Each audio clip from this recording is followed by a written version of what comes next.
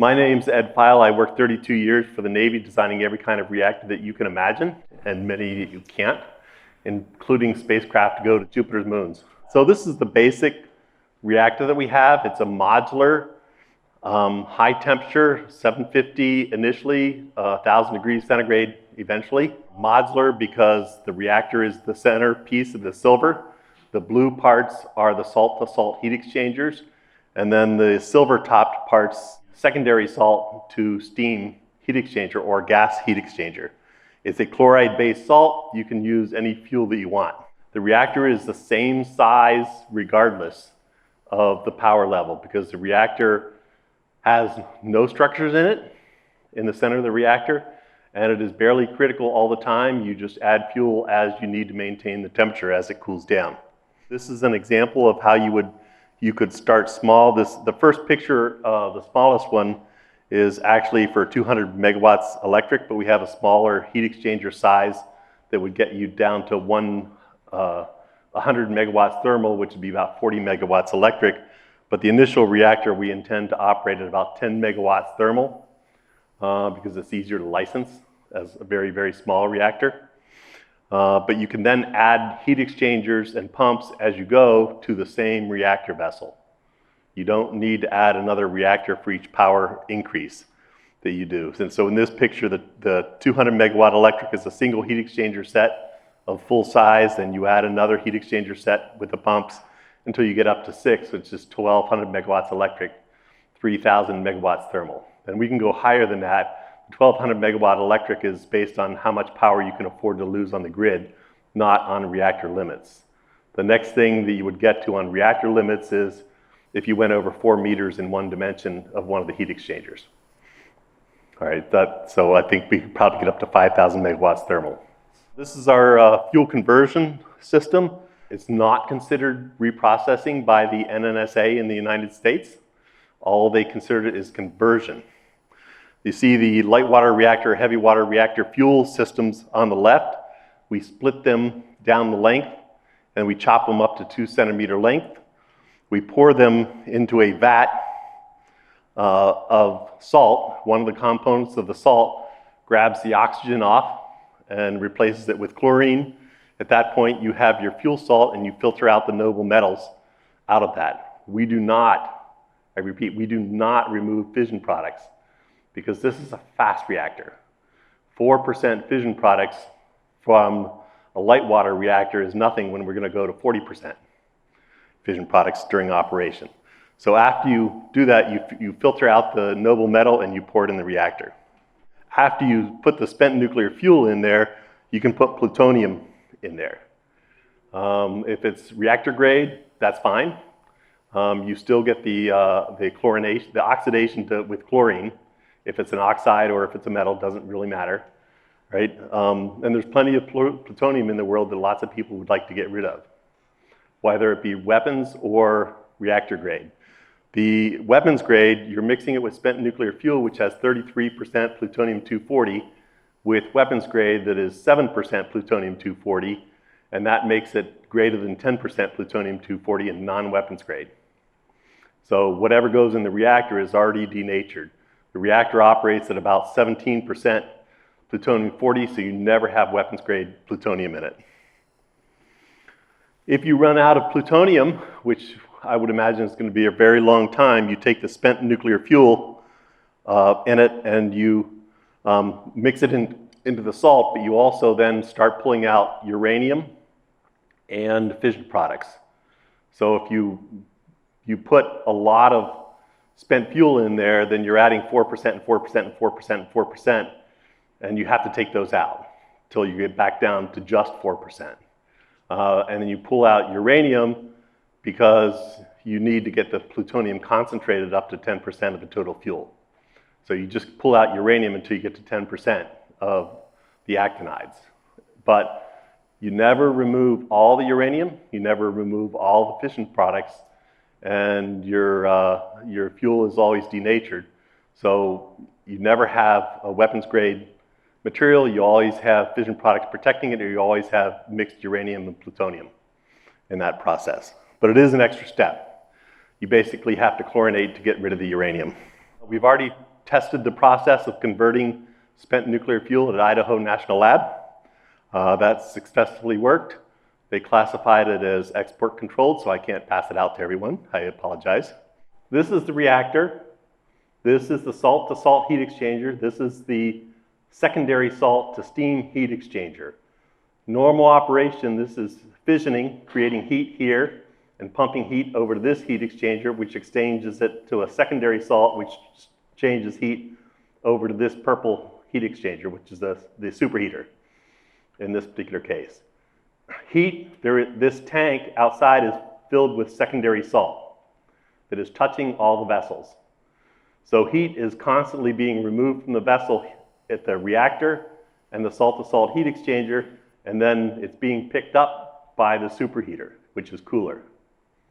So we're not wasting the decay heat, we're recycling it, or heat that's being lost out through the side. So we eliminate the need for insulation on the outside of the vessel for doing that. And that allows us to cool this.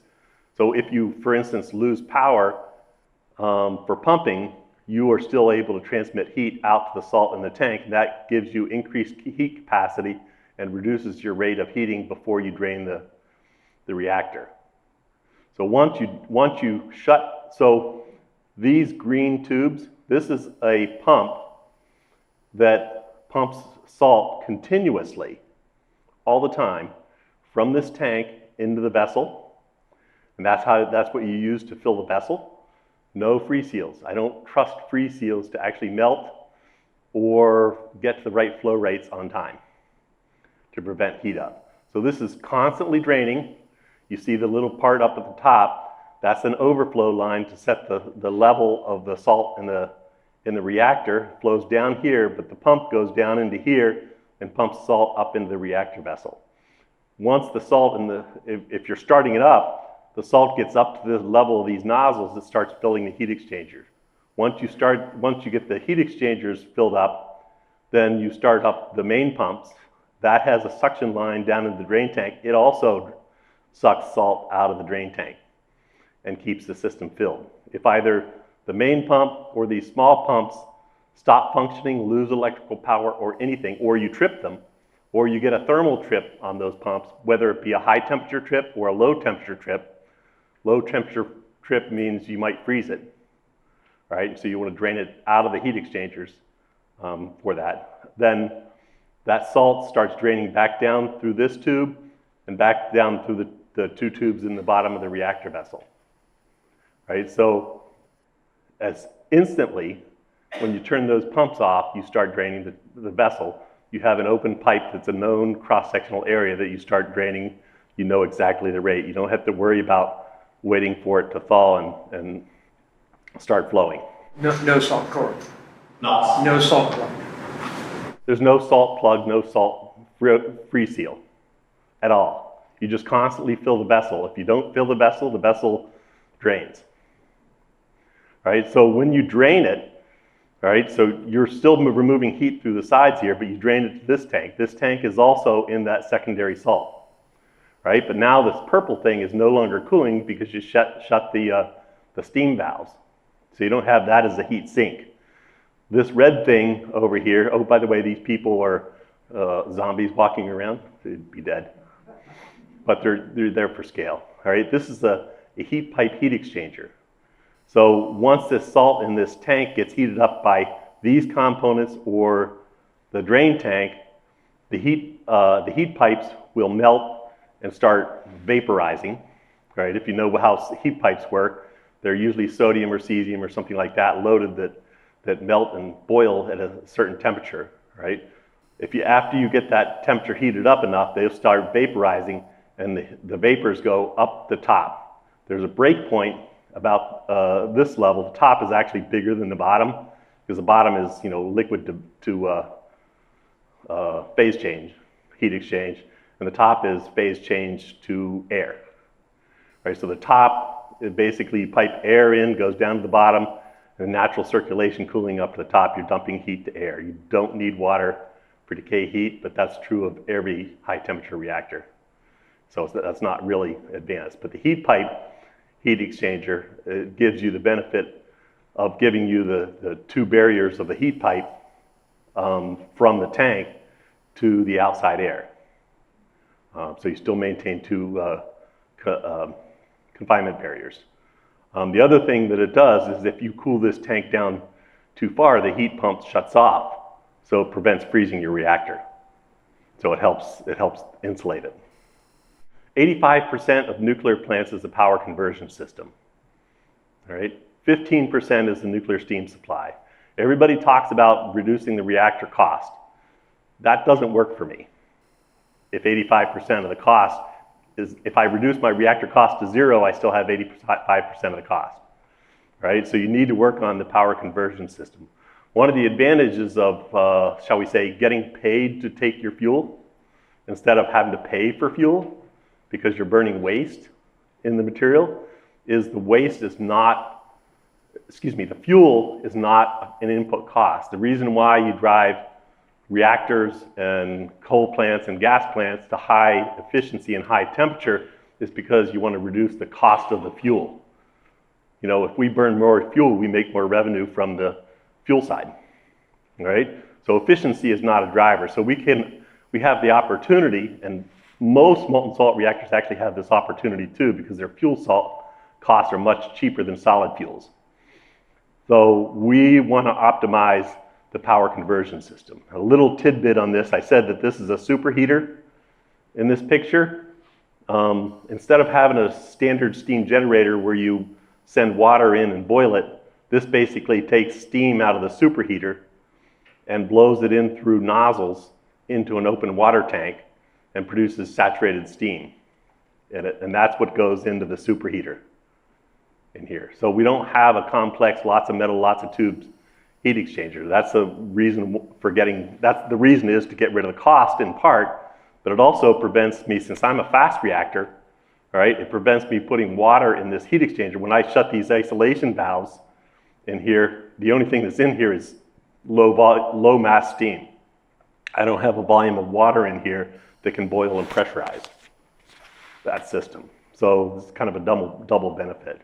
So and then so 35% of the superheated steam goes to the steam turbines and 65% goes to boil the water to make steam to go into the heat exchanger.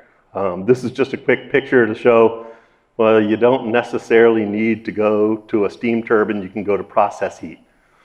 The heat exchanger, being only steam, can also be replaced with a gas. So you can use a gas for a process heat system as well. It's a liquid to gas heat exchanger, whether it's steam or nitrogen or helium or whatever you want to use for process heat type stuff, or CO2 or something like that. The original goal of the Elysium reactor was to try to figure out how to solve nuclear politics, right? Nuclear politics are things like it costs too much, it produces waste, what do you do with it? It's not safe type thing, even though I don't have a slide on safe because I don't really think other reactors are unsafe, right? But liquid fuels, this is true of all MSRs, reduce the cost of the fuel by almost a factor of 10. All right, we're even better than that because we can get it from waste that people have to pay to store. We can consume the waste that people are concerned about, the spent nuclear fuel and the plutonium. We're low pressure like other MSRs or liquid metal reactors, reduces cost compared to LWRs or gas reactors.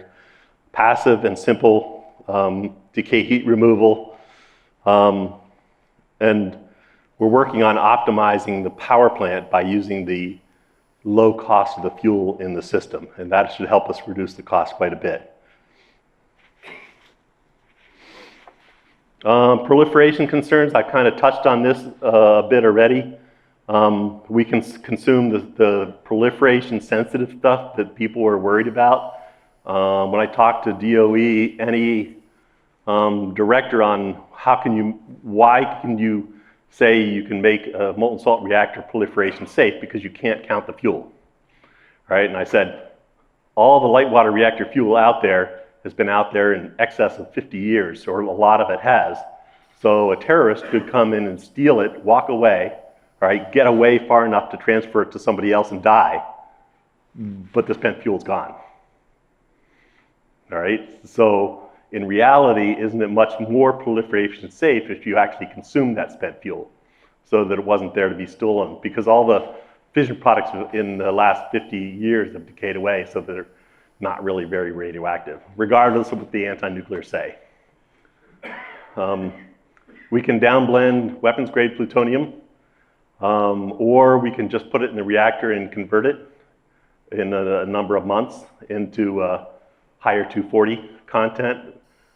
We can consume reactor-grade plutonium, storage, stockpile, spent nuclear fuel.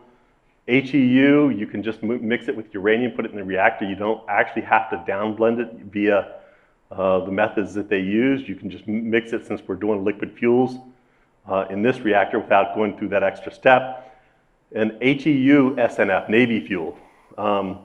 Again, the fission products are not that big a deal, even in Navy fuel, and we can just downblend it in the reactor fuel production facility. We consume all the waste. We're a closed fuel cycle. So everybody says thorium's a closed fuel cycle, it doesn't have any waste, and everything else does. We're exactly the same. We have no waste stream that is spent nuclear fuel. It's not plutonium, minor actinides. We consume everything to at least maybe 0.1% process losses. We also lock up the reactor for 40 years. And we can do that. We already have analyses that say we can go well in excess of 40 years due to fission product buildups without opening the reactor, but we have to replace the reactor vessel. So we stop at 40 years. So the fuel has infinite life.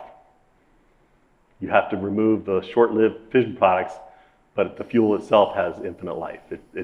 It repairs itself 5 orders of magnitude, 100,000 times faster than the fission damages it. We can reach the same temperatures as a gas reactor. The gas reactor's main holdout was they can get higher temperatures for higher process heat and higher efficiency. But they were high pressure, low power density, huge structures, which are very expensive. So we're low pressure, we're a lower flow rate than gas reactors. We're talking about 10,000 RPM compressors on the gas reactors, and far lower cost. TRISO fuel is the absolute most expensive fuel that you can make, and that's what gas reactors are using, at least in the United States. I'm much better off. I'm much happier if you use standard gas reactor fuel than if you use TRISO because of the cost issues. Liquid metal reactors. Well, everybody says liquid metal reactors have the low pressure that our reactors do, and they do. And so they're probably second best because light water reactors are high pressure. But we don't have sodium fires. We don't have the safety systems for sodium and stuff, which I'm more concerned about than the fires, is the safety system costs for the sodium. And we get much higher temperatures. The most sodium and lead reactors are limited to about 550 C, and we can get well above that. And so we have a higher efficiency potential, but as I said, we're not really interested in efficiency as much as we are on cost reduction. And of course, our fuel cost is a lot lower because liquid metal reactors still make solid fuel. The making of the solid fuel is 90% of the fuel cost, not the fissile and not the enrichment. Comparison to other MSRs. We can get to higher temperature because we're using a gas reactor configuration, so that our containment boundaries are cooled by T-cold. So our T-hot is boundaries that are allowed to leak. So we can get those to higher temperatures like a gas reactor does. Even lower fuel costs because you're using waste. We have no graphite costs. We have no in-core material damage or things that we have to replace. Because we're a fast reactor, the fission product cross-section goes down faster than the fission cross-section. Therefore, you don't have to have a purification system for at least 40 years in there. And we don't have to change out graphite every 4 or 7 years, whatever it is. We have no freeze seals with the functionality concerns. We have a significantly reduced water near any salt by using the steam system. We optimize the power plant to get the cost down more, since that's the bigger ticket item. And we can scale up the power without making you buy another reactor to do it, just by adding heat exchangers. Current work. We had the DOE gain fuel cycle confirmation to convert spent fuel into chloride fuel. We had an FOA. It got taken away due to other DOE work. We're still going to submit that again for funding to do the open core flow and the flow through the heat exchangers. There's a current gain award going on to basically confirm our fuel cycle work that we've been doing. Not just the making of the fuel, but that we can let go for 40 years. We're working on optimizing the balance of plant. The number of heat exchangers, the size of the heat exchanger, the total power of the reactor plant is going to be partially determined by, well, what is the most cost-effective turbine generator set that we can buy. We're working on developing a US prototype. Don't ask me where. Well, that's going to be a simple, small 10 megawatt thermal, so it's easy to license. It's going to be a non-power reactor, just proving the physics, because basically it's a coal power plant that goes on this thing. We're working on building a consortium and a supply chain for that prototype first thing, but that will grow into a full size. And we have a customer that's interested in buying our first production reactor if we get the prototype working. And that was the end.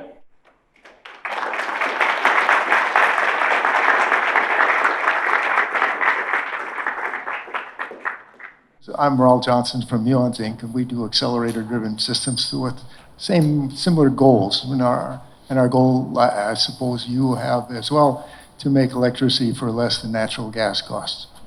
But one of the issues that you didn't mention that is common is the cost of operations and maintenance, which seems to be a large one, and I think it'll be the subject of a new FOA by the ARPA-E. I wonder if you could comment on what you've thought about that. As far as the cost of operations and maintenance, this is a load-following reactor, so there's no operator action required. It can operate for as many years as we need it to, just feeding fuel into it, so we don't have to have refueling shutdowns for it because we're a fast reactor. The maintenance shutdowns will be determined based on what the regulator wants to see for inspection of components. So initially that will probably be faster. As far as cost of components, the balance of plant, I did talk about, and we're trying to optimize those to reduce the cost of those components to try to get those costs down. But just manpower and operations and maintenance, that's a big cost. It is, and it'll all be remote maintenance just like any molten salt reactor will be, remote and robotic. The reactor is specifically being designed so that you can remotely access it. Everyone saw the MSR video in prior years for how to do that. I'm used to designing for allowing for maintenance. All the heat exchangers and the pumps are mounted on top of the heat exchangers. The heat exchangers are suspended from the top of the tank so you can access from the top of the tank. And then there's just, at the bottom, there's just a buffer for lateral motion that is just like a bayonet fit in that. And so you can unbolt the heat exchangers on the top and pull it out, take it to another building, drop another heat exchanger and pump in, and replace it and get the reactor started back up and work on the maintenance on that component at leisure during the reactor operation. Very good. Thank you. Thanks.